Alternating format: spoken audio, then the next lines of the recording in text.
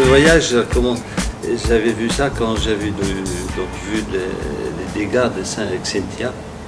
C'est ça qui a démarré pour moi, pour voir quelles sont les possibilités pour ceux qui sont confrontés aux problèmes avec la mer ici en Vendée.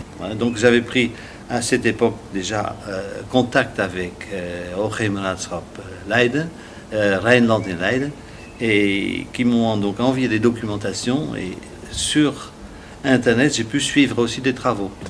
Moi j'apprécie beaucoup les visites, donc les visites qui ont été faites donc, au niveau du port, au niveau de l'usine, qui m'a beaucoup impressionné, la scierie, et puis après donc la visite avec la commune, et puis les élus, c'est quelque chose d'important pour nous, et puis le côté aussi des fleurs, incontournable, c'était quand même joli, hein.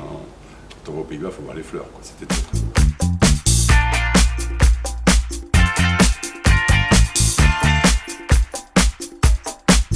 Dès le premier jour, on arrive sur une problématique de défense contre la mer. Dans mon cas, c'est une problématique très importante avec les plans de prévention des risques littoraux. Et on voit qu'ils se sont structurés très très fortement avec de l'ambition et des moyens, beaucoup d'argent engagé, des millions d'euros à l'échelle de leur petit territoire, mais aussi à l'échelle complète du pays. Et ça, c'est vraiment important. En 1953, il y a eu donc cette catastrophe dans la Zélande, où il y a eu donc plus de 1000 morts, et où j'ai vu chez nous, avec mon père, on était sur la promenade, et on a vu la mer qui voulait rentrer dans le village, et le littoral là-bas était à peu près 1 kilomètre. Et si l'eau rentrait, de l'arrière-pays allait se remplir d'eau.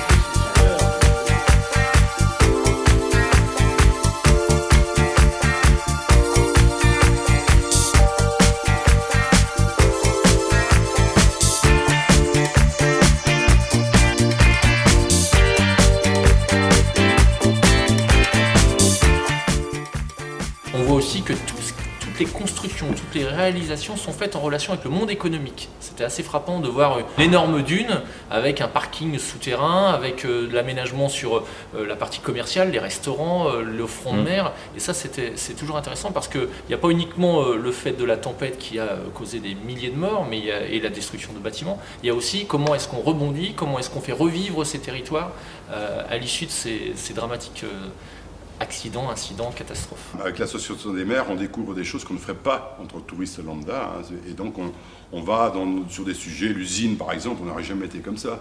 Dans cette visite de la Syrie, on est en bord de mer, on a au large des éoliennes offshore, on a une usine d'aciérie, on a une digue énorme avec une écluse, une des plus grosses du monde qui est en construction pour alimenter le port d'Amsterdam 31 km plus loin. On a de l'autre côté la vie de la ville avec l'histoire, son centre historique, et tout vit ensemble avec des retombées économiques. On sent bien cette convergence un petit peu dans les différentes actions.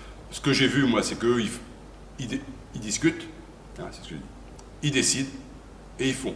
Et quand ils décident, eh bien, ils respectent la décision. Chez nous, on discute peut-être un peu trop et on décide jamais, hein, pas souvent. Et donc ça me répile. Et donc moi, je fais partie de ceux qui veulent convaincre qu'on peut faire cette cohabitation donc, écologique et économique sur des territoires fragiles comme on peut avoir dans les marais ou dans les...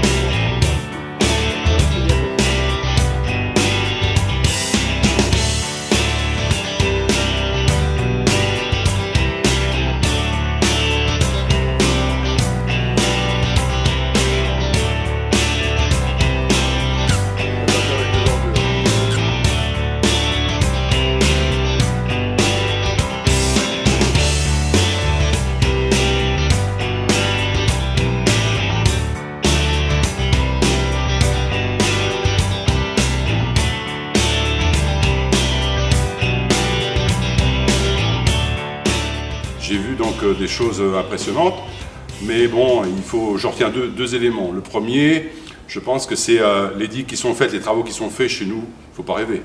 Ça ne se fera pas. Hein. Peut-être que s'il y avait eu une catastrophe il y a 50 ans, on aurait peut-être fait ce même schéma. Hein. Mais aujourd'hui, ne rêvons pas, on ne va pas protéger. On aura peut-être protégé l'Aiguillon-sur-Mer et la Faute-sur-Mer avec une digue de ce type qu'on a vu. Mais ça, on avait un petit créneau il y a 20 ans pour le faire. Aujourd'hui, c'est impossible. Dans un premier temps, je pensais que ça allait être un voyage à la fois d'études, mais aussi un petit peu d'agrément, un petit peu touristique. Et en fait, on a été énormément sollicité et on a appris, moi j'ai appris énormément de choses sur ces 4 jours. Déjà, aller à un voyage avec des élus de notre territoire qu'on ne connaît pas beaucoup, on a des moments de convivialité qui fait qu'on apprend à se connaître et c'est important. Et entre le sud Vendée, le bocage ou le littoral, là on a pu remettre ensemble, en commun, nos problématiques. Je compte bien revenir et refaire un voyage d'études avec la Maison des Communes. Donc moi j'étais donc très satisfait qu'on a pu réaliser ça avec toi Franck et avec Anne-Sophie, qu'à nous trois on a pu faire ce voyage tel que c'était. Et je te remercie. J'espère que nous serons heureux de vous recevoir un jour. Je vous laisse simplement, j'ose vous dire quelques mots en néerlandais. Bij deze van harte bedankt voor het prachtige ontvangst die u ons heeft gegeven. Leef Verlaine, leef la Vendée.